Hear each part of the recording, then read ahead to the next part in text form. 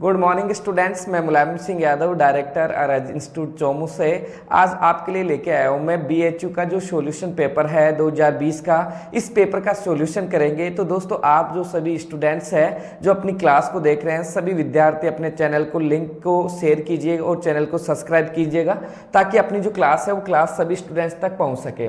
दोस्तों, यहाँ पर अपन बात करेंगे, मैं काफ़ी आपको कहते हुए गर्व महसूस कर रहा हूँ कि जो बीएचयू का जो पेपर है वो बीएचयू का पेपर अकॉर्डिंग टू अपनी क्लास के हिसाब से आया है।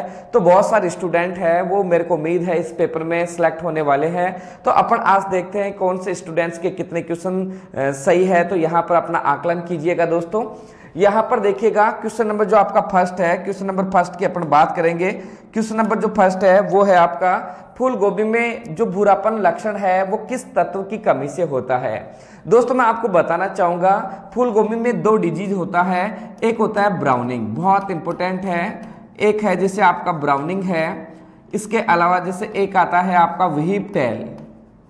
तो व्हीप टेल की अपन बात करेंगे। जो ब्राउनिंग और जो व्हीप टेल है, दोनों फूल गोभी के फिजिकल डिसऑर्डर है जो मोस्टली न्यूट्रिएंट्स की कमी से होते हैं। तो यहाँ पर जो ब्राउनिंग है ये बोरोन तत्व की कमी से होता है, और व्हीप टेल जो होता है दोस्तों वो होता है आपके मोलिब्डेनम की कमी से होता है। ब्राउनिंग के अंदर भूरापन जो है, यहाँ पर दिया हुआ है कि फूल गोभी जो है उसमें भूरा सड़ान रोग हो जाता है।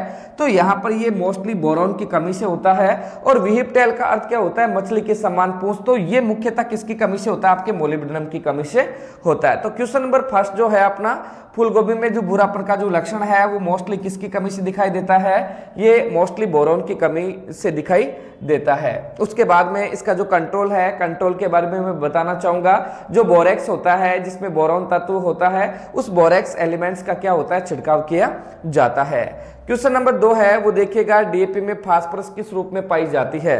तो अपना जो डीएपी होता है, डीएपी की बात करेंगे, डाई अमोनियम जो फास्फेट होता है, डाई अमोनियम फास्फेट में फास्फोरस किस रूप में पाई जाती है।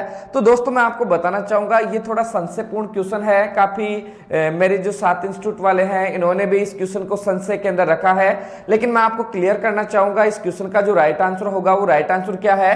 जैसे यहां अपन बात करते हैं, जो डीएपी होता है, डाई अमोनियम जो फास्फेट होता है, आपने देखा होगा इसके अंदर जो नाइट्रोजन है वो कितनी होती है आपके, इसके अंदर जिससे नाइट्रोजन है वो 18% होती है। इसके अलावा जो P2O5 होता है उसकी जो मात्रा है वो कितनी आपके 46% इसके अंदर वो पाया जाता है। उसके बाद में दोस्तों अपन बात करेंगे, डीएपी के निर्माण के अंदर किसकी आवश्यकता होती है, फास्फोरिक एसिड की आवश्यकता होती है। लेकिन डीएपी जो है, डीएपी में फास्फोरस जो होता है वो किस रूप में होता है, वो फास्फेट के रूप में होता है। तो यहाँ पर ये जो क्वेश्चन है, इस क्वेश्चन का जो राइट आंसर है वो क्या है, आपका ऑप्शन नंबर सी, फास्फेट के रूप में। डाई अमोनियम फास्फेट जो होता है डीएपी के अंदर, फास्फोरस किस रूप में होता है दोस्तों, ये फास्फेट के रूप में होता है, जबकि डीएपी निर्माण के लिए फास्फोरिक एसिड की आवश्यकता होती है। तो यहां पर आपको कंफ्यूज होने की कोई आवश्यकता नहीं है। इसका जो राइट आंसर होगा दोस्तों वो होगा आपका फास्फेट। क्वेश्चन नंबर 3 की बात करेंगे। देखो, एक दिन मैंने पहले भी आपको जस्ट बीएचयू के एग्जाम के 2 दिन पहले गोल्डन राइस के ऊपर मैंने एक लाइव क्लास दी थी आप सभी को। तो यहाँ पर देखो अपन बात करते हैं, जो गोल्डन राइस होता है, गोल्डन राइस के बारे में अपन डिस्कस करना चाहेंगे।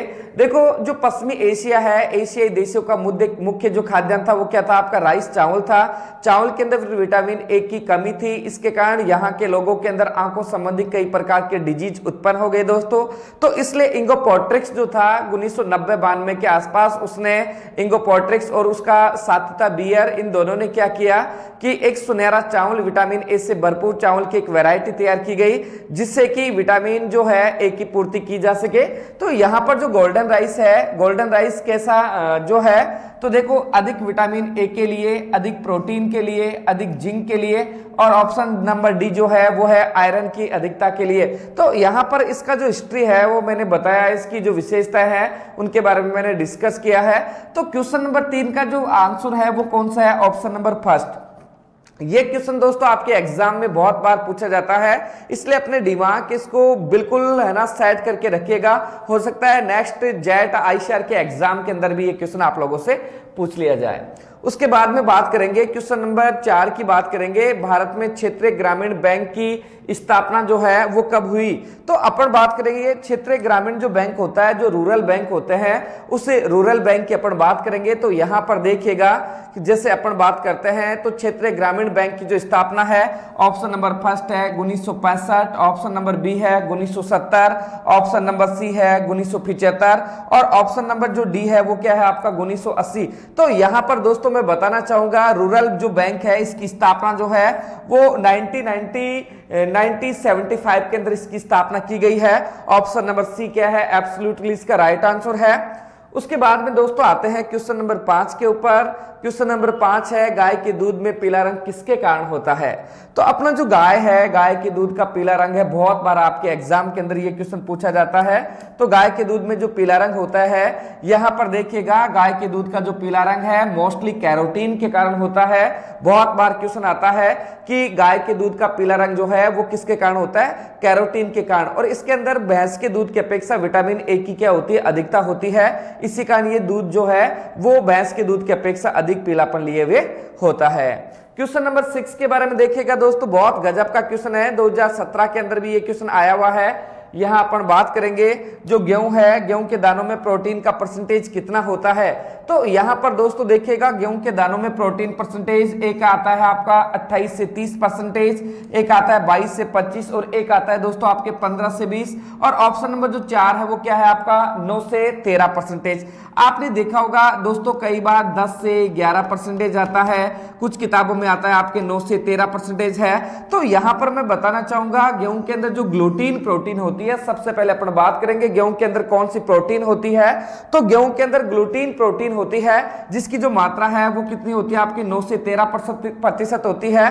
तो यहां पर क्वेश्चन नंबर जो 6 है, इस क्वेश्चन नंबर 6 का क्या है आपका डी ऑप्शन जो है वो बिल्कुल राइट है। यहां अपन नेक्स्ट 7 क्वेश्चन की बात करेंगे दोस्तों।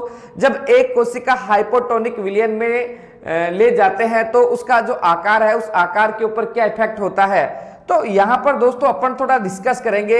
आपने देखा होगा, हालांकि बायोलॉजी का क्वेश्चन है ये, यहां पर एक कोशिका जब हाइपोटोनिक के अंदर क्या होता है, इसके अंदर जो विलयन होता है वो अल्पप्रासरी होता है। तो जैसे अपन बात करते हैं, ये जैसे आपका विलयन है और इस विलयन के अंदर जैसे आप जो है किशमिश डालोगे तो ये किशमिश है, इसका आकार जो होता है वो बढ़ जाता है। तो आकार बढ़ जाता है, तो यहां पर इसका आंसर यही पूछा जा रहा है कि उसके आकार में बढ़ोतरी होती है या आकार घटता है। तो ऑप्शन नंबर 2 देखिएगा, इसके अंदर जो कोशिका है उस कोशिका का आकार बढ़ता है।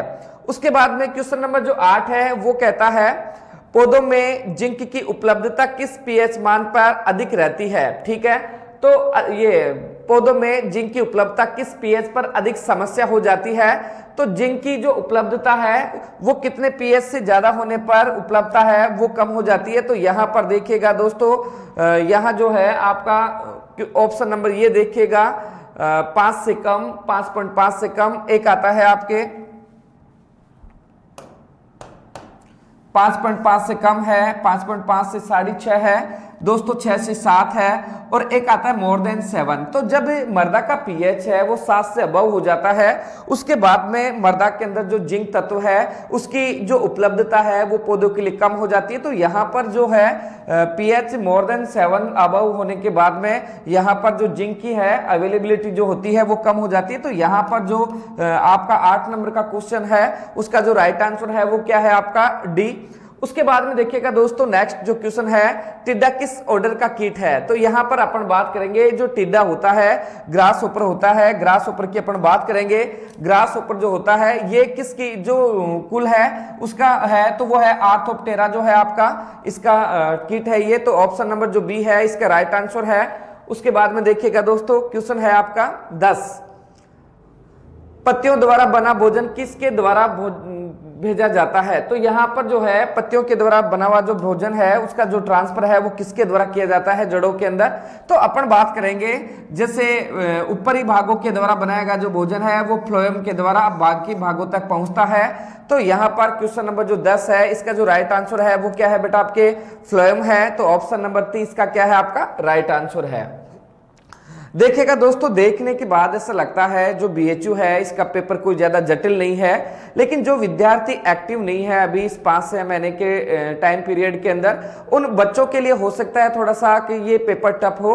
बाकी जो स्टूडेंट्स लगातार उसने रेगुलर मेहनत की है उन बच्चों के लिए बहुत गजब और बहुत स्मार्ट ये पेपर दिया गया है।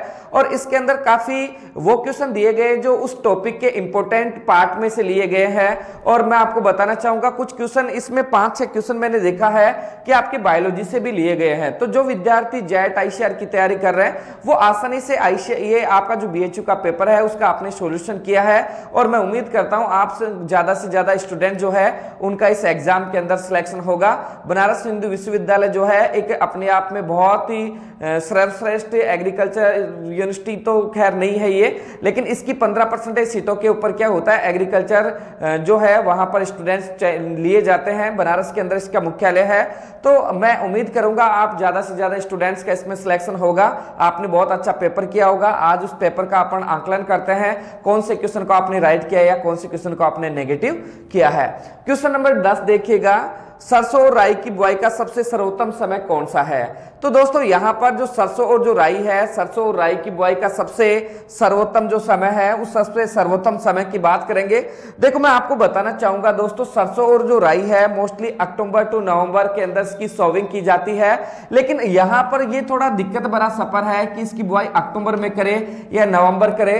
तो मैं आपको बताना चाहूंगा मोस्टली जैसे सरसों के अंदर जो एफिड होता है, एफिड के कंट्रोल के लिए जो सरसों है, सरसों की जो फसल है इसको अपन क्या करते हैं थोड़ा अर्ली बोते हैं, इसको जल्दी बोते हैं। इसलिए इसकी जो बुआई का सबसे सर्वोत्तम जो समय है यहां पर जो है वो कौन सा होगा, आपका अक्टूबर होगा। तो क्वेश्चन नंबर 11 जो है उसका राइट आंसर क्या है, आपका फर्स्ट। उसके बाद में क्वेश्चन नंबर 12 की बात करेंगे, उचित परिभाषित केंद्रक पाया जाता है।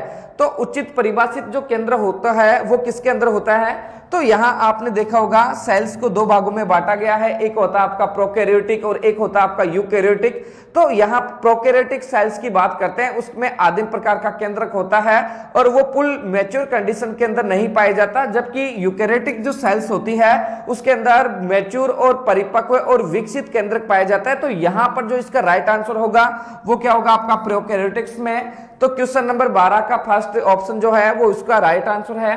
क्वेश्चन नंबर 13 में देखिएगा दोस्तों, एक ग्लूकोज के ऑक्सीसब्शन के लिए सिट्रिक एसिड चक्र के दौरान कितने एटीपी जो नेट प्राप्त होते हैं। तो यहां पर जो है सिट्रिक जो आपका ग्लूकोज के ऑक्सीसब्शन के लिए सिट्रिक एसिड चक्र के दौरान जो एटीपी की संख्या है उस एटीपी की संख्या के बारे में बात करना चाहेंगे दोस्तों, वो है आपका 24। बहुत गजब का क्वेश्चन है ये। और आपके बायोलॉजी के अंदर जो आपका जो ये टॉपिक है प्लांट फिजियोलॉजी होता है उसमें बहुत गजब का क्वेश्चन ये बनता है।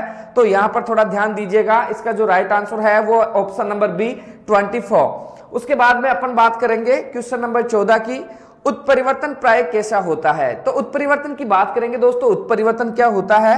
उत्परिवर्तन जो होता है म्यूटेशन को उत्परिवर्तन बोलते हैं। यहां अपन बात करते हैं म्यूटेशन जो है वो प्राय कैसे होता है, प्रभावी नुकसानदेह, एक होता है अप्रभावी एवं नुकसानदेह, एक होता है प्रभावी एवं उपयोगी, एक होता है आपका अप्रभावी एवं उपयोगी।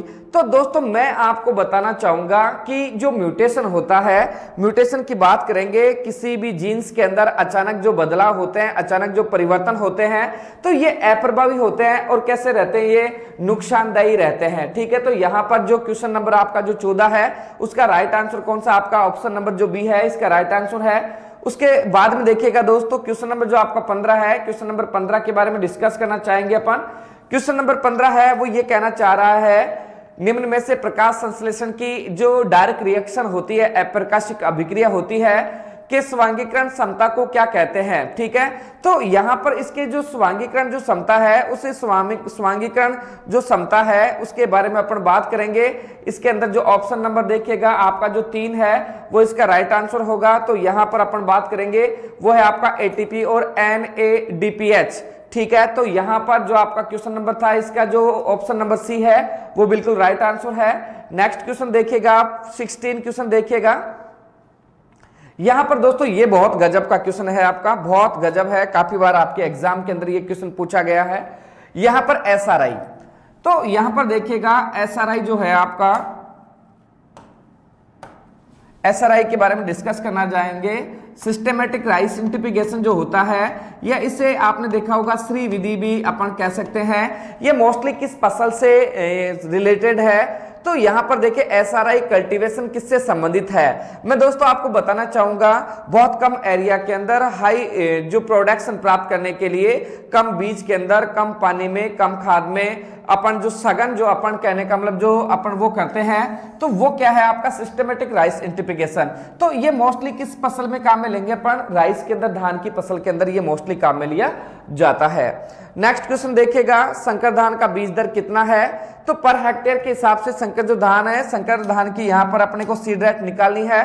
दोस्तों आपने देखा होगा बहुत सारी बुक्स के अंदर संकर धान की जो बीज दर है वो कितनी है आपकी? 15 से 20 केजी पर हेक्टेयर है। यहाँ पर ऑप्शन में थोड़ा सा बदलाव किया गया है कि सर यहाँ पर 12 से 15 केजी आंसर करे या 25 से 30 केजी आंसर करे। तो दोस्तों मैं आपको कहना चाहूंगा ऑप्शन नंबर फर्स्ट है, 12 से 15 केजी जो है ये इसका बिल्कुल राइट आंसर है। तो संकर धान जो है, संकर धान की जो बीज दर है वो कितनी है आपके? 12 से 15 केजी। ऑप्शन के अकॉर्डिंग ऑप्शन नंबर फर्स्ट है वो बिल्कुल राइट आंसर है आपका। क्वेश्चन नंबर देखिएगा 18 के अंदर बात करेंगे दोस्तों, निम्न में से कौन सा फलों को पकाने में सहायक है? तो दोस्तों फलों को पकाने के लिए आपने देखा होगा जो फल पकाव के आधार पे अपने फलों को दो भागों में बांटा गया है, एक होता है क्लाइमेट्रिक और एक होता है दोस्तों नॉन क्लाइमेट्रिक। तो क्लाइमेट्रिक जो फ्रूट होते हैं उसके अंदर क्या होता है, फल पकाव के समय जो उनकी रेस्पिरेशन रेटिव होती है वो कम हो जाती है, जिसके कारण फलों में उपस्थित जो कार्बोहाइड्रेट है वो शर्करा के रूप में नहीं बदल पाता है। इसके कारण उनको तोड़कर फिर उचित कंडीशन के अंदर रखते हैं और मोस्टली इथाइलिन के द्वारा उनको पकाया जाता है। तो यहां पर देखिएगा जो इथाइलिन जो है ऑप्शन नंबर जो 4 है वो क्या है, फलों को पकाने के लिए इथाइलिन का प्रयोग किया जाता है। ऑप्शन नंबर जो डी है वो इसका राइट आंसर है। क्वेश्चन नंबर 19 के अंदर देखते हैं, डस्ट टेस्ट किस परीक्षण के लिए शुरू किया जाता है? तो यहां पर देखिएगा जो डस्ट टेस्ट है, डस्ट टेस्ट की अपन बात करेंगे, जिसे प्लांट ब्रीडिंग आपने पढ़ा हो तो ये डस्ट टेस्ट वहां पर आपको देखने को मिले होगा। तो फसल की जो किस्म है उस फसल की किस्म के लिए डस्ट टेस्ट किया जाता है। तो वहां पर जो आपका जो 19 नंबर का क्वेश्चन है ऑप्शन नंबर जो सी है वो इसका राइट आंसर है। 20 नंबर के क्वेश्चन के अंदर देखिएगा, निम्न में से कौन सी फसल हल्की मिट्टी हेतु उपयुक्त है? बहुत गजब का क्वेश्चन है, देखिएगा यहां, निम्न में से कौन सी फसल हल्की मिट्टी के लिए उपयुक्त है? देखिएगा आपके जो गेहूं है, गेहूं के लिए मोस्टली आपके दोमट सॉइल चाहिए, यहां पर भी थोड़ा सा दोमट मृदा आवश्यक है, और यहां सरसों के लिए भी जैसे बलुई मृदा जो है, बलुई मृदा की आवश्यकता होती है। लेकिन इन सबसे ज्यादा जैसे मूंगफली है, मूंगफली के अंदर क्या है, उचित वायु संचार वाली कंडीशन रहती है तो ज्यादा बेटर रहता है। इसीलिए आपने देखा होगा राजस्थान का जो बीकानेर है वहां टीलेदार क्षेत्रों के अंदर मूंगफली का प्रोडक्शन ज्यादा होने का सबसे बड़ा कारण क्या है, हल्की मृदाओं में इसका प्रोडक्शन क्या होता है, ज्यादा। तो हल्की मृदा के लिए सबसे सुटेबल यहाँ पर जो क्रॉप है वो है आपकी मूंगफली। तो यहाँ पर 20 नंबर का जो क्वेश्चन है उसका जो राइट आंसर है वो क्या है आपका? ऑप्शन नंबर फर्स्ट, मूंगफली। क्वेश्चन नंबर 21 के ऊपर आइए दोस्तों, मक्का में सफेद कली जो है किसकी कमी के कारण होता है? व्हाइट बर्ड ऑफ मैज। तो व्हाइट बर्ड ऑफ मैज जो होता है, मक्का का जो श्वेत कली होता है, श्वेत कली के अंदर क्या होता है, मक्का की जो बर्ड्स होती है वो व्हाइट हो जाती है, और ये मोस्टली किसकी कमी से होता है? ये जिंक की कमी से होता है। तो 21 नंबर का जो क्वेश्चन है दोस्तों वहां पर जो आंसर है वो क्या है आपका? जिंक है, ठीक है। उसके बाद में देखिएगा दोस्तों आपका जो 22 है, टमाटर में येलो लीफ कर्ल जो वायरस किसके द्वारा फैलाई जाती है? तो यहाँ पर जो लीफ कर्ल का जो वेक्टर है, वाहक है, वो कौन सा है? तो आपका जो बेमेसिया टेबेसाई होता है, सफेद जो मक्खी है, ये इसका क्या होता है? वाहक होता है, और ये इसको फैलाने का सबसे बड़ा क्या होता है? कार्य करता है ये। 23 के अंदर आइए दोस्तों, मांस या ऊन के लिए मवेशी या भेड़ जैसी पशुधन चराने के व्यवसाय को जाना जाता है। तो अपन बात करेंगे भेड़, सीधी सी बात करेंगे, क्वेश्चन की लैंग्वेज को थोड़ा सिंपल बनाते हैं। जो आपका जो सीधी सी बात अपन ये कर रहे हैं कि जो भेड़ चराने की जो क्रिया है उस भेड़ चराने की क्रिया को किस नाम से संबोधित करेंगे? तो देखो दोस्तों जो रेचिंग होता है, रेचिंग के अंदर अपन बात करेंगे, रेचिंग क्या होता है? भेड़ चराने की जो क्रिया है उस क्रिया को रेचिंग के नाम से संबोधन किया जाता है। जो 23 जो क्वेश्चन है ऑप्शन नंबर जो 3 है वो क्या है? उसका राइट आंसर है। उसके बाद में अपन बात करेंगे जो 24 है, 24 के अंदर अपन बात करते हैं। 24 के अंदर जैसे वो है आपका हल हल्दी में पीले रंग की उपस्थिति का कारण है। तो देखो ये बचपन से अपन पढ़ते जा रहे हैं, जब से हमने 8th क्लास के अंदर साइंस स्टार्ट किया था तो वहां पे पुरानी 10th की किताबों में भी इसके बारे में क्वेश्चन मिलता था। तो जो हल्दी होती है, हल्दी में जो पीला रंग होता है दोस्तों वो किसके कारण होता है? तो हल्दी में जो पीला रंग है वो कुकरमीन के कारण होता है। तो यहां पर देखिएगा जो आपका कुकरमीन है वो ऑप्शन नंबर बी है, वो बिल्कुल इसका राइट आंसर है। उसके बाद में 25 के ऊपर आते हैं अपन। 25 के अंदर इंटरक्रॉपिंग क्या है, बहुत गजब का क्वेश्चन है, इसके बारे में डिस्कस करना चाहेंगे, काफी इंटरेस्टिंग क्वेश्चन है ये।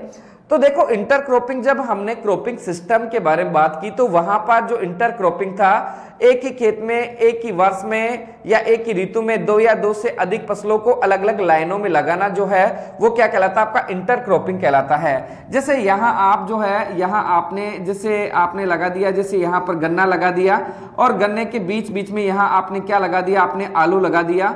तो यहाँ पर क्या है, एक ही ऋतु में 2 या 2 से अधिक फसलों को लगाया हमने, लेकिन वो कैसे लगाया? या जैसे 3 लाइन आपने किसकी लगा दी? गन्ने की। अब 2 लाइन किसकी लगा दिया आपने? जैसे 2 लाइन है ना आपने जैसे आलू की लगा दी, फिर 3 लाइन किसकी लगा दिया आपने? गन्ने की, फिर 2 लाइन किसकी लगा दिया आपने? आलू। तो यहाँ पर एक ही खेत में एक ही ऋतु में 2 या 2 से अधिक फसलों को वो भी अलग अलग लाइनों में या पंक्तियों में बोने की जो क्रिया है, उस पंक्ति में बोने की क्रिया को इंटरक्रॉपिंग कहा जाता है। अब दोस्तों ऑप्शन के आधार पर देखते हैं कौन सा सटीक आंसर इसके अंदर बैठता है। ऑप्शन नंबर फर्स्ट देखिएगा, 2 फसली मौसमों के बीच की समयावधि। दूसरा है यक्षाधिक मिश्रण में 2 या 2 से अधिक फसलों की उपज। और ऑप्शन नंबर 3 है 2 या 2 से अधिक फसलों की निश्चित पंक्ति में उपज। तो यहां पर दोस्तों जो ऑप्शन नंबर सी है वो बिल्कुल राइट आंसर है। इसका सीधा सा अर्थ यह है, एक ही ऋतु में 2 या 2 से अधिक फसलों की लेकिन अलग अलग पंक्ति के अंदर इसकी बुआई करना क्या कहलाता है? आपका इंटरक्रॉपिंग कहलाता है। 26 के ऊपर आइए दोस्तों। 26 के ऊपर अपन बात करते हैं। जैसे आपने देखा होगा, एक दिन मैंने लाइव क्लास ली थी, जो केंद्रीय कृषि मंत्रालय होता है या भारत सरकार की जो गवर्नमेंट की जो कृषि के लिए प्लानिंग्स होती है, उसके अंदर मैंने ये क्वेश्चन आपको बताया था। वहां पे यदि याद हो तो केंद्रीय एग्मार्क प्रयोगशाला का जो मुख्यालय है वो कहाँ है? नागपुर में। और नागपुर आपके कहाँ स्थित है? आपके दोस्तों महाराष्ट्र में स्थित है। तो यहाँ पर क्वेश्चन नंबर 26 का जो राइट आंसर है वो क्या है आपका? नागपुर, महाराष्ट्र। उसके बाद में अपन बात करेंगे 27 के बारे में बात करेंगे। 27 जो आपका क्वेश्चन है वो कह रहा है आपसे, वो कह रहा है निम्न में से कौन सा जोड़ा सही ढंग से मेल नहीं खाता? बहुत इंपॉर्टेंट क्वेश्चन है, काफी बार यहां से क्वेश्चन आता है। देखो जब मैंने आपको खरपतवार का टॉपिक पढ़ाया, खरपतवार के अंदर अपन बात कर रहे थे कि जो पैरासाइट वीड होते हैं वो मोस्टली 4 प्रकार के होते हैं। जैसे आपका पहला जो था आपका वो था total stem parasite. Total stem parasite का अर्थ क्या होता है? पूर्ण तना परजीवी। एक होता है सेमी स्टेम पैरासाइट जो था आपका लोरेंथस। एक आता है टोटल रूट पैरासाइट जो था औरबंकी। और एक आता है सेमी रूट पैरासाइट जो था वो क्या था आपका? स्ट्राइगा। तो यहां पर ये देखिएगा पूर्ण तना परजीवी, एक आता है अर्ध तना परजीवी, पूर्ण जड़ परजीवी, अर्ध जड़ परजीवी। या सी का क्या होता है? कस्कुटा। एल का क्या होता है? लोरेंथस। O4 क्या होता है? ओरोबंकी। और S4 क्या होता है? यहाँ पर स्ट्राइगा। यहाँ पर थोड़ा सा ऑप्शन चेंज किया गया है। तो यहाँ जो कस्कुटा है वो कैसा है? पूर्ण तने के ऊपर परजीवी रहता है। चंदन की जो जड़ें होती है वो ये जड़ परजीवी होता है। ऑर्किड क्या होता है? एफिफाइट होता है। ये तीनों क्या है? ये सम्मिलित सही है। लेकिन जो नेप्थिस जो है हाइड्रोफाइट है, ये ऑप्शन बिल्कुल गलत है। इसलिए 27 का जो ऑप्शन नंबर डी है वो बिल्कुल राइट आंसर होगा। इसमें सही ढंग से तीनों मेल खाते हैं लेकिन नेप्थिस जो है ये इसमें मेल नहीं खाता। दोस्तों 28 के ऊपर देखिएगा, भैंस की औसत गर्भधारण की जो अवधि होती है वो कितने दिनों की होती है? तो यहाँ पर जो गर्भधारण की जो अवधि है उसके बारे में बात करेंगे। यह है आपके जिसे गाय के अंदर जिसे आपने देखा होगा 281 डेज होता है और भैंस के अंदर क्या होता है? 310 से 314 दिन की इसकी अवधि होती है।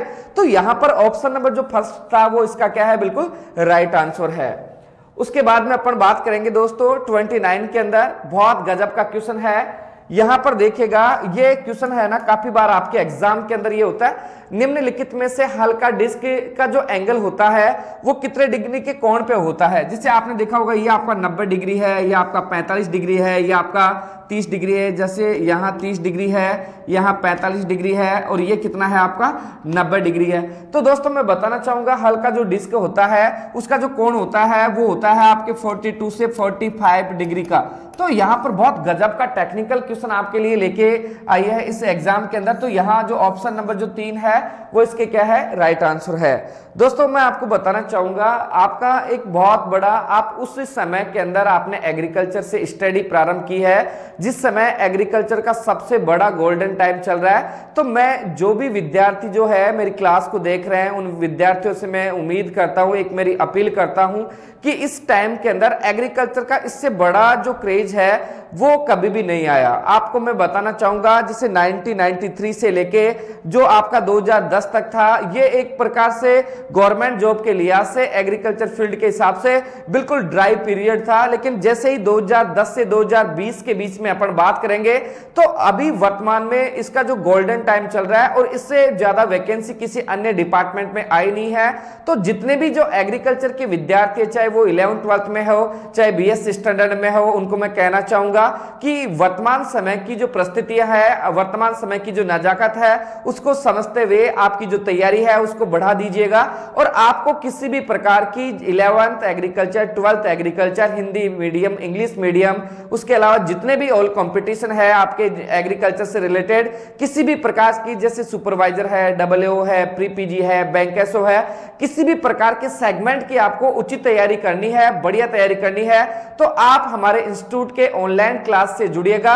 और ऑनलाइन क्लास से जुड़कर आपकी जो भी आप जिस सेगमेंट की आप तैयारी करना चाहोगे उसकी आप तैयारी कर सकते हो। हमारी जो पूरी टीम है, हमारा जो ऑनलाइन प्लेटफॉर्म है या ऑफलाइन प्लेटफॉर्म है, सदैव छात्र हितों के लिए सदैव प्रयास करता है। तो आप जो है इस चैनल को ज्यादा से ज्यादा इसको और ज्यादा अपने को ग्रोथ लेवल पे ले जाना है। और मेरा प्रयास ये रहेगा कि राजस्थान के प्रत्येक कृषि विद्यार्थी तक इस चैनल का जो है वो एक बार मैं है ना प्रयास करके प्रत्येक विद्यार्थी तक अपनी फैसिलिटी पहुंचाने का प्रयास करूंगा। इसलिए अपने चैनल को सब्सक्राइब करना आप ना भूलें, बेल आइकन पे जाइए और अपने चैनल को सब्सक्राइब कीजिएगा ताकि आगे की जो नोटिफिकेशन जो खबरें हैं वो आपके पास पहुंच सके और आप हमारी क्लासें हैं वो सुचारू रूप से ले सके। यहां पर दोस्तों मैं जो बता रहा था 29 नंबर का जो क्वेश्चन था कि जो कौन सा हल का जो डिस्क का जो एंगल है उसका जो कोण है वो है आपके 42 से 45 डिग्री का। तो यहां पर ऑप्शन नंबर 3 है वो इसका राइट आंसर है।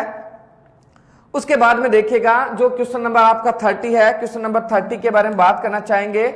नीलम इंटू अल्फेंजो के क्रॉस से विकसित हाइब्रिड आम की किस्में। तो देखिए दोस्तों जब हमने आपको आम की वैरायटियां के अंदर क्रॉस पढ़ाया तो मैंने आपको एक बताया था NAR।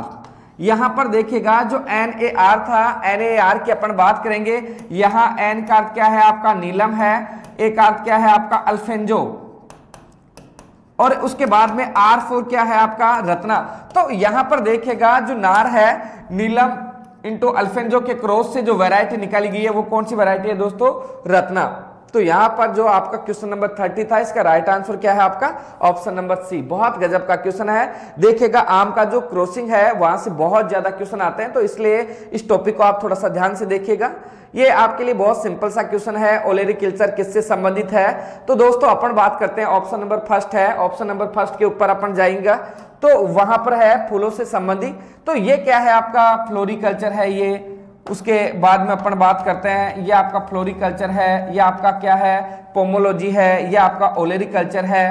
तो यहां अपन बात करेंगे सीधी सी कि ओलेरीकल्चर का जो संबंध है वो किससे है, सब्जी उत्पादन से है। ऑप्शन नंबर C है इसका राइट आंसर है।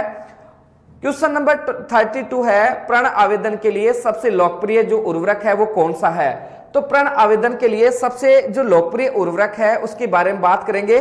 आपने देखा होगा फोलियर स्प्रे जो होता है, फोलियर स्प्रे का मतलब ये होता है प्रण के ऊपर स्प्रे करने के लिए सबसे बेस्ट फर्टिलाइजर जो है वो कौन सा होता है दोस्तों, वो होता है आपका यूरिया। तो यूरिया की बात करेंगे। यूरिया का आपने देखा होगा 2 से 3% इसकी मात्रा है वो क्या होती है, प्रणीय छिड़काव के लिए काम में ली जाती है। तो प्रण आवेदन को है अपन बोलेंगे फोलियर स्प्रे जो होता है वो है ये। 33 के ऊपर आइएगा, व्हाइट रस्ट एक महत्वपूर्ण फफूंद रोग है। बहुत गजब का क्वेश्चन है दोस्तों। तो व्हाइट रस्ट है मोस्टली किसके ऊपर लगता है, जिसे सफेद रोली के नाम से भी अपन संबोधित कर सकते हैं। तो दोस्तों सबसे पहले अपन बात करेंगे जो व्हाइट रस्ट होता है, इसका जो पैथोजन होता है, रोग जनक जो होता है, इस रोग जनक की अपन बात करेंगे, उसका नाम है एल ब्यूगो कैंडिडा।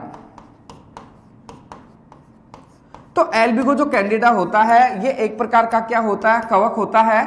और इस कवक के कारण क्या होता है, जो भी आपकी सरसों की जो लीफ होती है, सरसों की लीफ के ऊपर क्या होता है, व्हाइट रस्ट आता है। तो सरसों की लीफ के ऊपर जो व्हाइट रस्ट होता है वो किसके कारण होता है, एल्बिगो कैंडिडा। तो यहां पर ये जो है व्हाइट रस्ट है वो सबसे इंपॉर्टेंट जो डिजीज है वो कौन सी फसल का है दोस्तों, यहां पर सरसों। उसके बाद में अपन बात करेंगे 32 के अंदर बीटल किस ऑर्डर का कीट है। तो यहां पर दोस्तों देखिएगा जो बीटल है वो बीटल किस ऑर्डर का जो कीट है, यहां अपन बात करेंगे। तो बीटल जो है वो है आपके कोलियोप्टेरा जो है, कोलियोप्टेरा जो है उस गण का कीट है ये। तो यहां 34 के अंदर ये आपके एंटोमोलॉजी के अंदर क्वेश्चन पूछा गया है, बीटल किस ऑर्डर का कीट है, कोलियोप्टेरा, ऑप्शन नंबर फर्स्ट। 35 के अंदर आइए दोस्तों, चिकनी मिट्टी के कणों का व्यास कितना होता है। अब मैं आपको बताऊं, इस क्वेश्चन के बारे में डिस्कस करना चाहेंगे, ये हर बार सा रिपीट होता है। और अब की बार जो बीएचयू का जो पेपर है उसमें आपने देखा होगा बहुत सारे क्वेश्चन पुनः रिपीट हुए हैं, इसलिए अपने को थोड़ा सा जो पूर्वगामी एग्जाम होती है उनके पेपरों को अपने को क्लियर करना अपने लिए बहुत ज्यादा जरूरी होता है दोस्तों। तो यहां पर देखिएगा जो चिकनी मिट्टी है, जैसे मैंने आपको सॉइल पढ़ाया, तो सॉइल के अंदर मैंने कहा कि मृदा कणों के आकार के आधार पर मिट्टी को मोस्टली 4 भागों में बांटा है, मोटी बालू, महीन बालू, सिल्ट और एक कौन सा आता है, क्ले। तो वहां पर अपन बात कर रहे थे जो क्ले सॉइल होता है, क्ले सॉइल के अंदर जो मिट्टी के कण होते हैं, मिट्टी के कणों की जो साइज होती है वो कितनी होती है, वो होती है लेस देन 0.002 mm से भी क्या होती है, कम होती है। तो यहां पर ये देखिएगा ये जो कंडीशन है ऑप्शन नंबर फर्स्ट के अंदर आपको मिलती है। और इस क्वेश्चन को तो वेरी वेरी इंपॉर्टेंट लगाइएगा और आपके आगामी एग्जाम के अंदर हो सकता है ये क्वेश्चन आपको पुनः मिल जाए। 36 के अंदर अपन बात करेंगे मवेशी में एंथ्रेक्स रोग किसके कारण होता है। दोस्तों इसके बारे में थोड़ा डिस्कस करना चाहेंगे। एंथ्रेक्स जो होता है मोस्टली बैक्टीरियल डिजीज है, यहां पर यही पूछा गया है ये किसके द्वारा होता है, ये बैक्टीरिया के द्वारा होता है। और इसका देखो जो पैथोजन है बेसिलस एंथ्रेसिस, यहां से भी बहुत बार क्वेश्चन आता है। ये एकमात्र ऐसा रोग है जो पशुओं से मानव में फैलने की संभावना रहती है। और आपने देखा होगा कृषि प्रवेशक भर्ती 2018 के अंदर यहां पर एक क्वेश्चन पूछा गया कि किस रोग के अंदर, किस पशु रोग के अंदर पशु के मरने के बाद पशु का पोस्टमार्टम नहीं किया जाता। तो दोस्तों वो डिजीज कौन सी आपकी, एंथ्रेक्स है। तो यहां पर यही है, मवेशी का मतलब ये होता है पशुओं के अंदर एंथ्रेक्स रोग किसके द्वारा होता है, तो ये किसके द्वारा होता है, आपके बैक्टीरिया के द्वारा ये डिजीज होता है। तो यहाँ क्वेश्चन नंबर जो 36 है उसके अंदर ऑप्शन नंबर जो बी है वो इसका राइट आंसर है। उसके बाद में अपन बात करेंगे वानस्पतिक रूप से जो अनानास है वो क्या है। तो देखिएगा जो अनानास है, अनानास के फल का जो प्रकार है उसकी बात करेंगे। तो यहां पर इसका जो राइट आंसर है वो क्या है, ऑप्शन नंबर डी है, सोरोसिस जो है वो इसका राइट आंसर है। 38 के अंदर आइए दोस्तों, टर्गर कोशिका में मेंटेनिंग के लिए उत्तरदायी तत्व कौन सा है। तो यहां पर देखिएगा स्पित जो होता है, स्पित को अपन हिंदी जो टर्गर है, टर्गर को अपन हिंदी में क्या कहेंगे, स्पित कहेंगे। तो यहां पर क्या है, जैसे लैंग्वेज थोड़ी सी इस पेपर के अंदर थोड़ा सा इसमें वेरिएशन रहा है। तो आप है ना टर्गर जो है, टर्गर जो प्रेशर होता है, यहाँ अपन स्पित जो दाब होता है, कोशिका मेंटेनेंस के लिए उत्तरदायी एलिमेंट्स की बात करेंगे तो दोस्तों वो कौन सा आपका, पोटास। तो ऑप्शन नंबर डी 38 के अंदर राइट आंसर है। 39 के अंदर आइए दोस्तों, यूरिया के लगातार प्रयोग से मृदा के ऊपर क्या इफेक्ट आता है। तो दोस्तों मैं आपको बताना चाहूंगा, जैसे यूरिया है, कल की क्लास के अंदर भी मैंने सॉइल के अंदर बताया था, वहां पर अम्लीय मृदा बनने के कारणों के बारे में मैंने जिक्र किया था। तो मैं आपको बताऊं जैसे यूरिया है, डीएपी है, तो ये मोस्टली एसिडिक जो कंडीशन के फर्टिलाइजर है और इनका लगातार प्रयोग करते हैं। तो जो मृदा है उस मृदा के अंदर किसकी मात्रा बढ़ती है, अम्लीयता की मात्रा उसमें बढ़ती है। आप देखिएगा जो 40 है, 40 के अंदर आइएगा दोस्तों, आप कौन सी फसल हरी खाद के लिए प्रयोग होती है। तो यहां पर अपन बात करेंगे कौन सी जो फसल है वो हरी खाद के लिए प्रयोग होती है। तो यहां अपन बात करेंगे जैसे मक्का है, तो मक्का भी बिल्कुल नहीं है, धान भी नहीं है, गन्ना भी नहीं है। जो ढेंचा है, सस्पेनिया रोस्ट्रेटा जो होता है ढेंचा, ये बहुत गजब का, जैसे ये मान लो हरी खाद के लिए सनई और ढेंचा सर्वोत्तम जो आपकी है वो फसल मानी जाती है। उसके बाद में देखिएगा दोस्तों 41 के अंदर कौन सी फसल मृदा में वायुमंडलीय नाइट्रोजन इस जो है वो बढ़ाती है। तो यहाँ पर देखिएगा जो गन्ना है, धान है, मक्का है, यहाँ ऑप्शन नंबर फर्स्ट है वो क्या है आपका राजमा। तो ऑप्शन नंबर फर्स्ट है वो क्या है आपके राइट आंसर है। क्वेश्चन नंबर ये आपका जो 42 है, 42 के ऊपर बात करेंगे। जो गोल्डन चावल है वो किसके लिए जाना जाता है, वापस रिपीट हुआ है, विटामिन ए के लिए जाना जाता है। यहाँ पर 43 के ऊपर डिस्कस करेंगे दोस्तों। तो 43 का जो आपका क्वेश्चन है, उचित परिभाषित केंद्रक पाया जाता है। तो उचित परिभाषित जो केंद्रक होता है वो मोस्टली किसमें होता है, आपके यूकैरियोटिक्स में होता है। तो यहाँ पर जो ऑप्शन नंबर जो फर्स्ट है वो इसका क्या है, राइट आंसर है। क्वेश्चन नंबर 44 के अंदर देखिएगा जीन फॉर जीन की परिकल्पना जो है वो किसके द्वारा दी गई। मैं आपको बताना चाहूंगा दोस्तों, जीन जो शब्द है वो किसके द्वारा दिया गया, जॉनसन के द्वारा। लेकिन जीन फॉर जीन की जो परिकल्पना है वो किसके द्वारा दी गई दोस्तों, फ्लोर के द्वारा।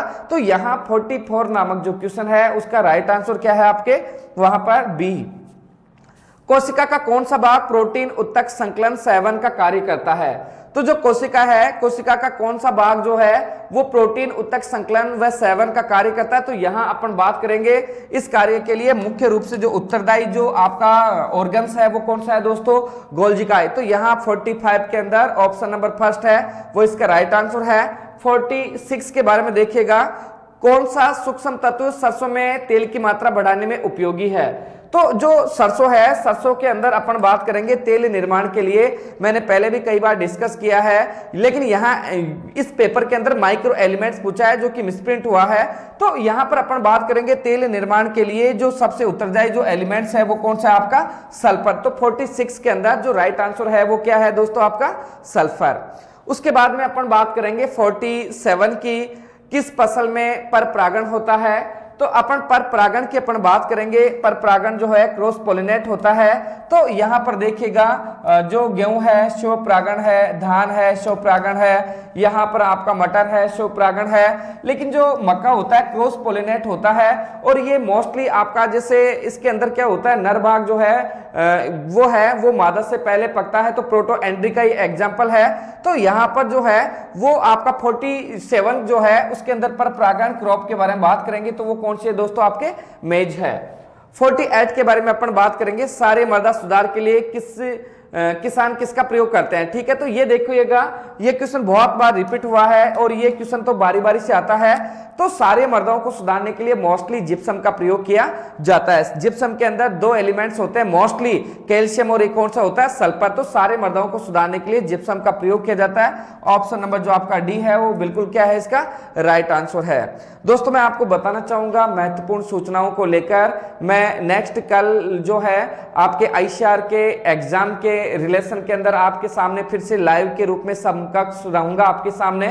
तो आप जो कल की क्लास है, कल की क्लास का मैं जो टाइम है वो टाइम भी आपको बताने जा रहा हूं। कल सुबह 11 बजे मेरी जो आईसीआर का जो आगामी एग्जाम है उस आईसीआर के आगामी एग्जाम को की महत्वपूर्ण सूचनाओं को लेकर मैं लाइव रहूंगा।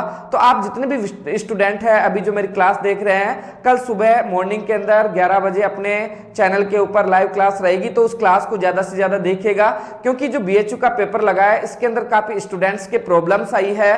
तो मैं ये चाह रहा हूं कि जो आगामी एग्जाम है उस आगामी एग्जाम के अंदर आपको किसी प्रकार की प्रॉब्लम ना हो, ताकि आप है ना अच्छी तरीके से अच्छी जो आपकी तैयारी है उसको उस जो एग्जाम है उसके अंदर आप 100% वहां पर लगा सके। इसको लेकर मैं कल आपके सामने सुबह मॉर्निंग के अंदर 11 बजे लाइव रहूंगा। तो यहां पर आपका जो नेक्स्ट क्वेश्चन था वो है आपका 49, पूसा नन्ना किस फल की प्रजाति है। तो दोस्तों पूसा नन्ना के बारे में बात करेंगे। पूसा नन्ना बहुत इंपॉर्टेंट प्रजाति है। ये आपकी पपीते की बोनी वैरायटी है जो कि गृह वाटिका के लिए लगाई जाती है। जैसे अपन बात करेंगे इसका जो प्लांटिंग डिस्टेंस होता है पपीते का 3x3 मीटर होता है, लेकिन इसकी जो प्लांटिंग डिस्टेंस होती है वो कितनी आपकी 1.25 मीटर्स होती है। तो यहाँ पर जो राइट आंसर है वो क्या है, आपकी पूसा नन्ना है। वो कैसी वैरायटी है, ये पपीते की बोनी वैरायटी है, गृह वाटिका के लिए लगाई जाती है। क्वेश्चन नंबर 50 के बारे में बात करेंगे। सहसंबंध गुणांक का रेंज क्या होता है दोस्तों, इसके बारे में मैं व्याख्या कर नहीं सकता, ये बायोलॉजी के अंदर कहीं से उठाया गया क्वेश्चन है। बाकी इसका जो राइट आंसर है वो -1 से लेके +1 है, इसका राइट आंसर है। तो जो आज की जो क्लास थी, आज की क्लास दोस्तों आपको कैसा लगी, मैंने प्रयास किया है जो आपका बीएचयू का बनारस हिंदू विश्वविद्यालय का पेपर सॉल्यूशन था 2020 का, इसका सॉल्यूशन दिया है। तो दोस्तों अब आप आंकलन कीजिएगा कृषि विज्ञान के पेपर में आपने 50 क्वेश्चन में कितने क्वेश्चन राइट किए हैं। अब नेक्स्ट क्लास के अंदर फिर से किसी नए सेगमेंट के साथ हाजिर होंगे। धन्यवाद। जय अराइज, जय किसान।